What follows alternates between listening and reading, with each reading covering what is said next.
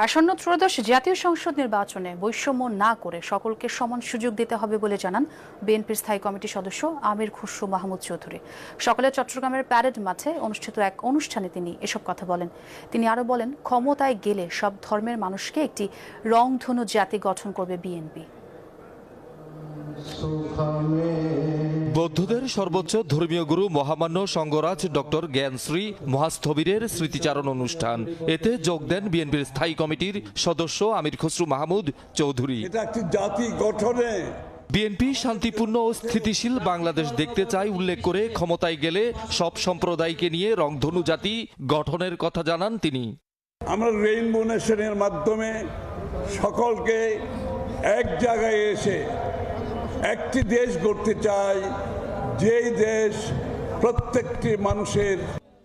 ত্রয়োদশ জাতীয় সংসদ নির্বাচনে সকল দল ও প্রার্থীকে সমান সুযোগ দিতে হবে বলে জানান বিএনপির নেতা। সকলের জন্য লেভেল প্লেইং ফিল্ড সৃষ্টি করতে হবে, সকলের জন্য অংশগ্রহণ করার জন্য সুযোগ সৃষ্টি করে দিতে হবে। এই ব্যাপারে কোনো ধরনের কম্প্রোমাইজ করা যাবে না আগামী দিনে। বৌদ্ধ ধর্মের বিকাশ ও প্রচার প্রসারে জ্ঞানশ্রী মহাস্থবিরের অবদান তুলে ধরেন ধর্ম উপদেষ্টা। অনেক অনাথ আশ্রম, শিক্ষা প্রতিষ্ঠান তিনি প্রতিষ্ঠা করে জ্ঞানের আলো বিতরণ করেছেন। শহীদুল সুমন, যমুনা নিউজ, চট্টগ্রাম।